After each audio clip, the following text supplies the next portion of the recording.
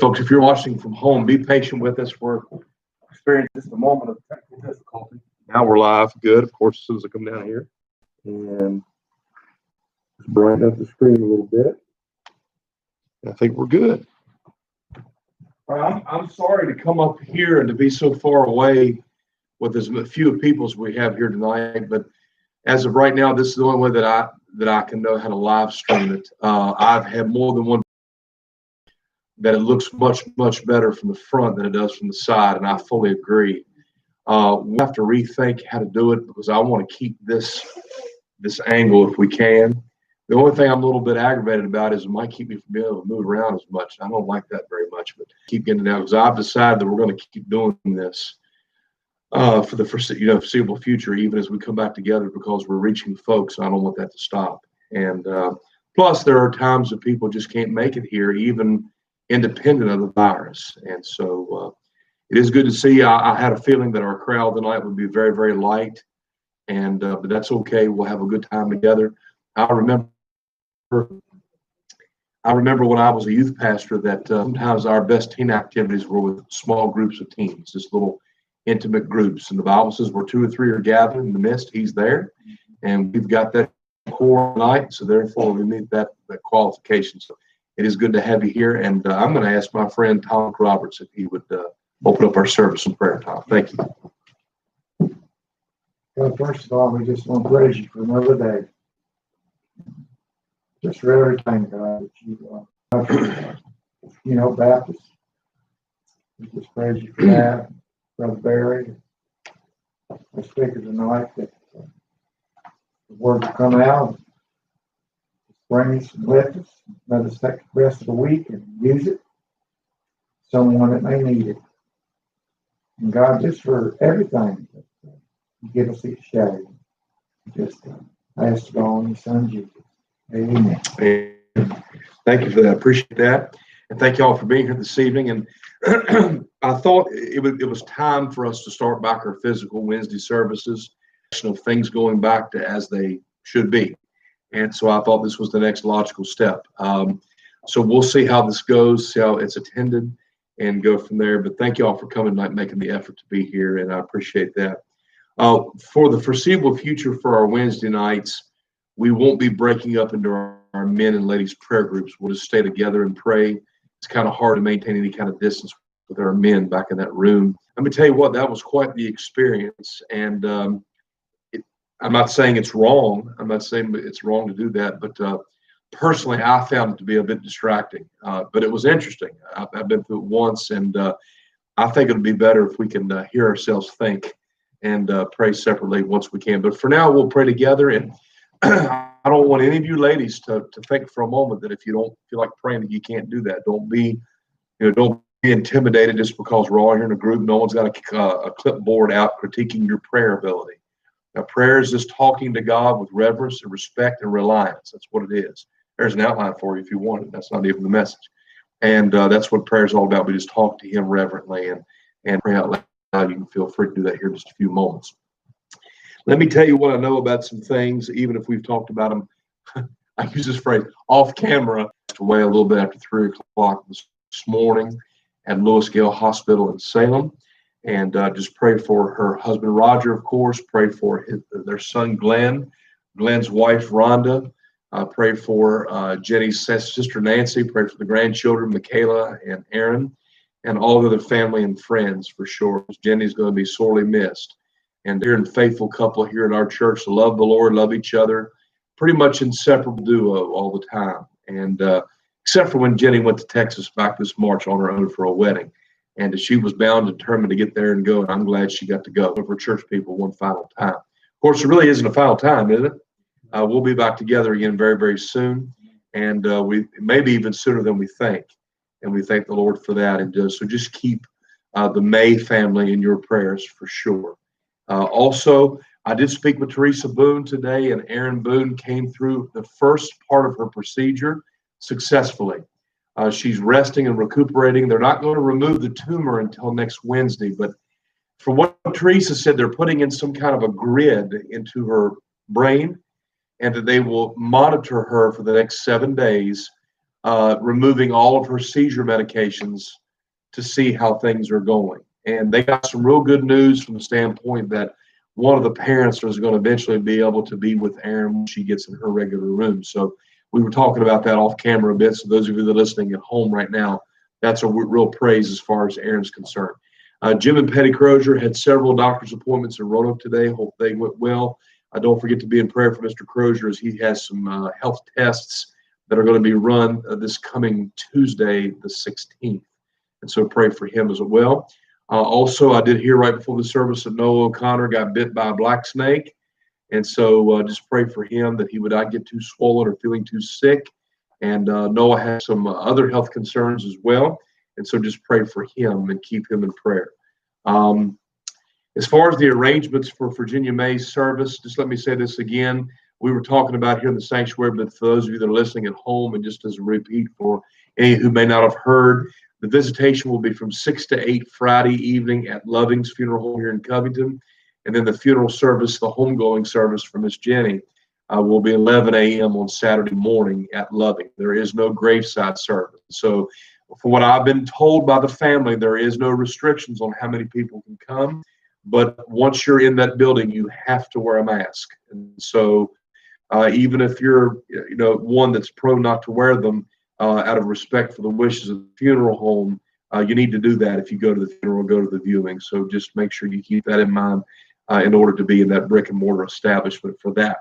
And just pray. The family has asked me to do the funeral, and I'm going to be gathering my thoughts and on what to say. And Friday, before visitation, I'm going to go up and see Roger again, and we're just going to talk about the service a little bit because I want to do exactly what he wants me to do. And but I guarantee that he'll want the gospel to be given strong and simply.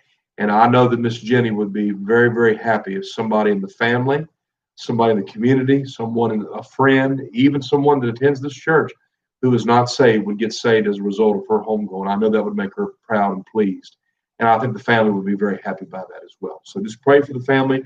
Roger is doing pretty well right now, but just pray for him in the days to come when folks start to scatter away from him and people begin to go about their lives. That house can become lonely.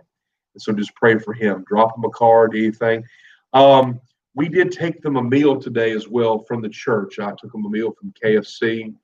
And I know that Faye was taking some food up there.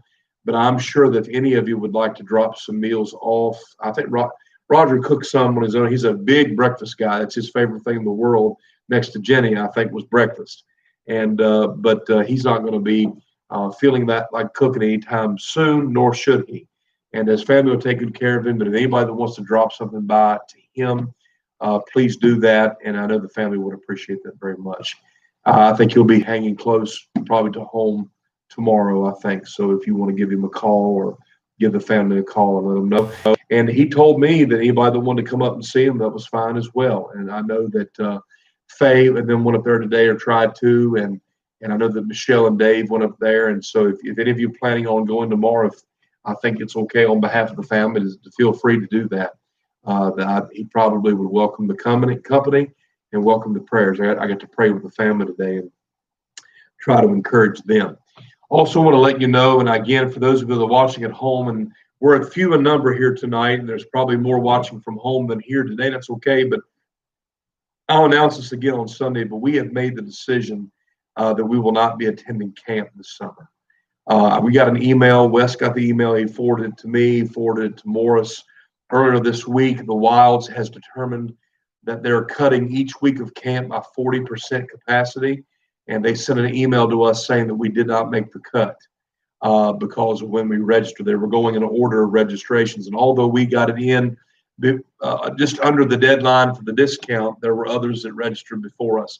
Now, they did say that we could be placed on a waiting list and we could see how realistic our chances were. There was a chance we might get in, but we've just kind of made the decision that's best for all the families involved.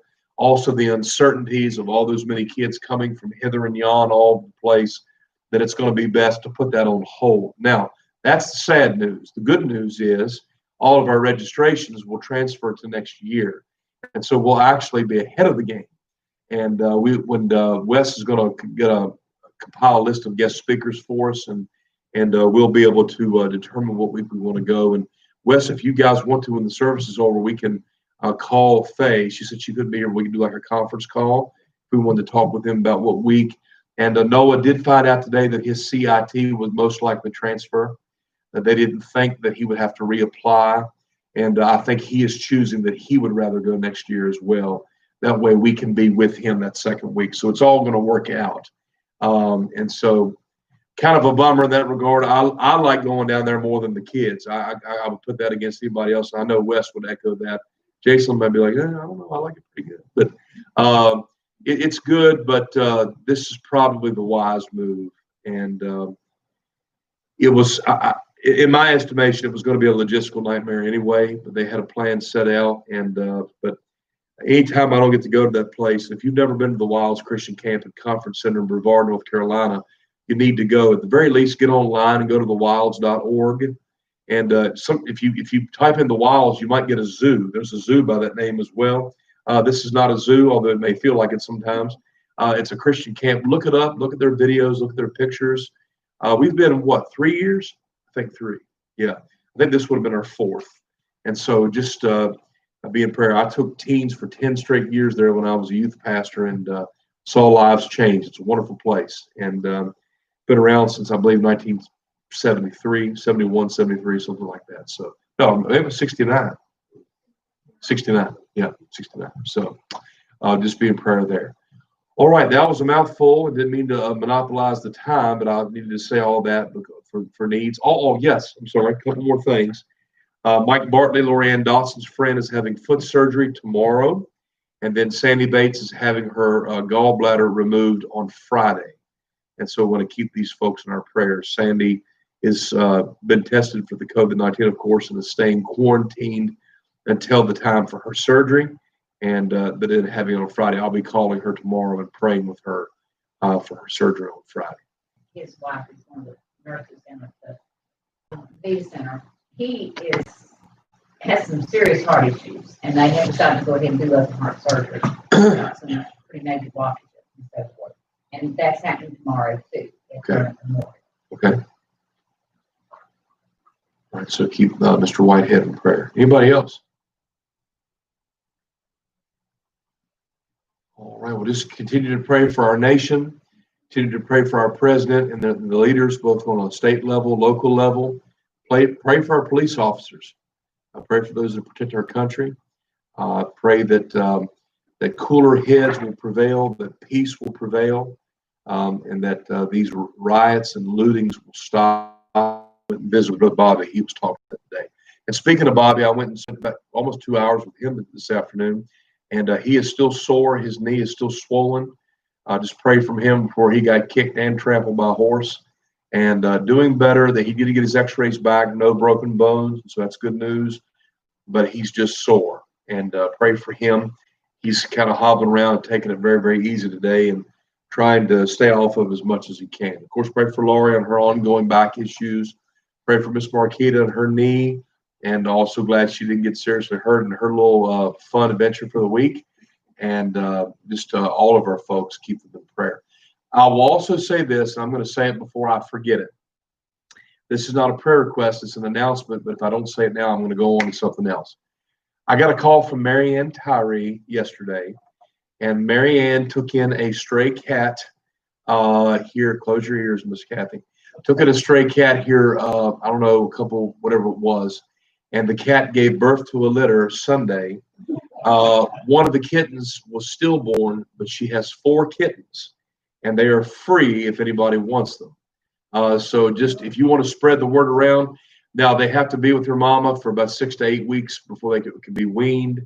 But then after that, if anyone wants a kitten and knows a good home for a kitten, and if you even know somebody that might like one, she's just simply not in a position where she can keep it. She's going to keep the mama, but she wants to get rid of the kittens. And the first person she called and asked if we wanted one was me. And I said, no. But I said at the same time, if you can't find any homes, let me know. But, I'm still building that ark, and for getting the animals in 2 by 2. My wife is all a fan of it. Yes, I did. And she said, you do know that sometimes it's better off I'm not knowing things, right? And I say, well, I know. But some people are glutton for punishments, I guess. But because she had just made the comment that day in joking, she's to our little 4-year-old, she said, "You need a kitten to play with." And then I get in the car, get a phone call, "Hello, I got 4 kittens." I'm like, oh, man. Oh. I don't have to do nothing. And no. You maybe, but yeah. Well, I just wanted to make that known to you. I told her that I would let our church family know that if anybody's interested and you don't have her number. By the way, let me say this, because this has come up a couple times recently. There are a few extra church directories back there on that shelf. It's just a little thin already, but if most of our folks, not all, but most, addresses and names and phone numbers would be in that. And if you want to take one of those so that you can have numbers and addresses, then please feel free to do that.